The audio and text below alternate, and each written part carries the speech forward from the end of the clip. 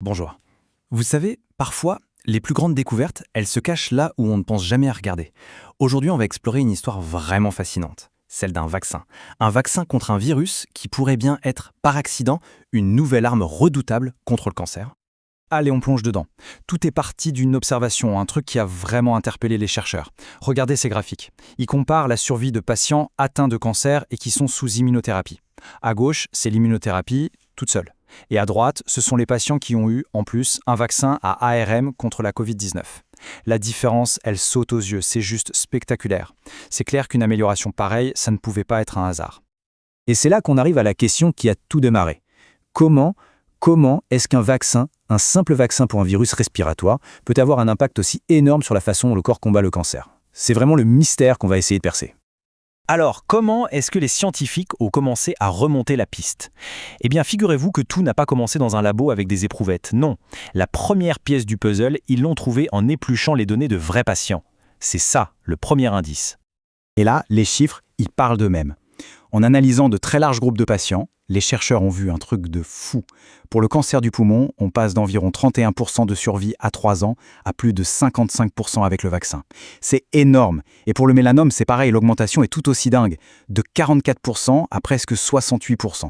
Le point super important ici, c'est que ce n'est pas un cas isolé, on observe ça sur plusieurs types de cancers. Bon, la question qu'on peut se poser, c'est est-ce que ça marcherait avec n'importe quel vaccin? Forcément, les chercheurs ont vérifié. Et la réponse est non. Aucun bénéfice quand le vaccin est combiné à une chimio. Pareil pour le vaccin contre la grippe ou la pneumonie avec l'immunothérapie. Rien.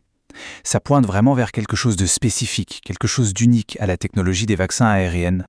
Ok, donc on a une piste fascinante chez les patients, une corrélation. Mais en science, une corrélation, ce n'est pas une preuve de cause à effet. Pour vraiment comprendre ce qui se passe, il n'y a pas le choix, il faut aller au laboratoire et reproduire tout ça dans un environnement contrôlé. Et les résultats en labo, eh bien regardez, c'est limpide. Sur des souris qui ont un cancer, on voit que l'immunothérapie seule ou le vaccin seul, ça ne change pas grand-chose à la taille de la tumeur. Mais alors la quatrième barre, c'est la combinaison des deux. Et là, boum, la tumeur fond littéralement. C'est la confirmation qu'on attendait. L'effet qu'on a vu chez l'humain, il est bien réel et on peut le reproduire. Bon, maintenant, on a la preuve que ça fonctionne. La grande question, évidemment, c'est « mais pourquoi ?» C'est quoi le mécanisme biologique derrière cette collaboration complètement inattendue? Eh bien, la clé de tout, c'est une molécule qui s'appelle l'interféron de type 1. Pour faire simple, imaginez que c'est l'alerte rouge générale du corps. C'est la sirène qui hurle partout pour dire au système immunitaire « Alerte, on est attaqué, tout le monde sur le pont ». Alors, comment ça marche cette alerte rouge? D'abord, le vaccin à ARM déclenche une production massive de cet interféron. C'est la première étape. Ensuite, cette sirène, cette alerte, elle réveille les troupes d'intervention rapide de notre système immunitaire. Étape 3, ces troupes foncent sur la tumeur, en prélèvent des morceaux et vont les montrer aux forces spéciales, les fameux lymphocytes T. Et enfin, ces lymphocytes T, qui savent maintenant exactement qui est l'ennemi, sont parés à lancer l'offensive. Ok, donc on a compris. Le vaccin prépare l'armée. Les lymphocytes T sont prêts à combattre. Mais alors, pourquoi on a encore besoin de l'immunothérapie? Si l'armée est sur le pied de guerre, pourquoi elle n'attaque pas, tout simplement? Ah, parce que la tumeur, elle est maligne.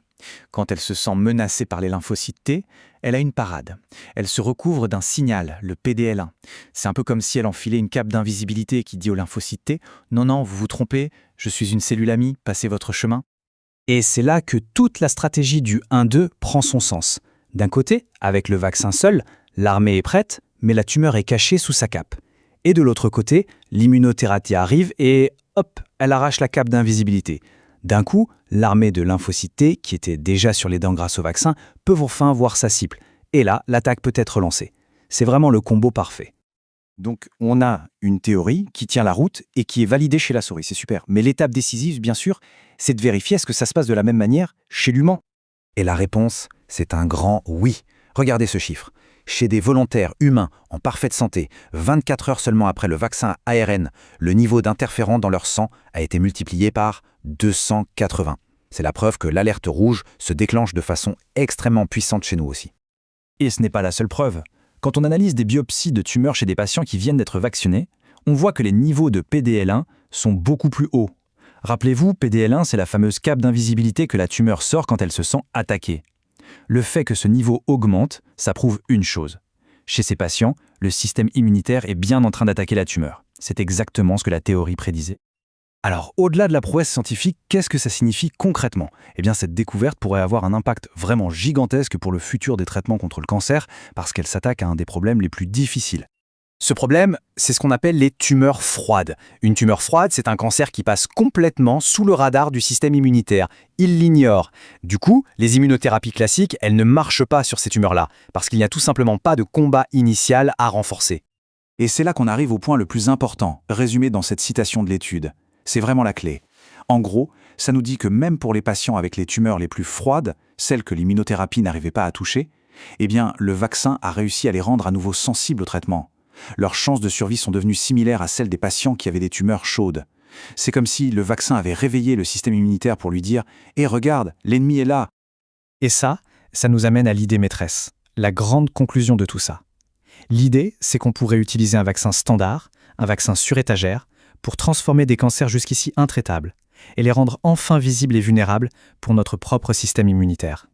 Et ça nous laisse sur une question vraiment vertigineuse pour le futur. Si un vaccin contre la Covid peut faire ça, combien d'autres médicaments qu'on utilise tous les jours, des médicaments sûrs et disponibles, cachent des super pouvoirs qu'on n'a pas encore découverts? Ça ouvre des perspectives absolument incroyables.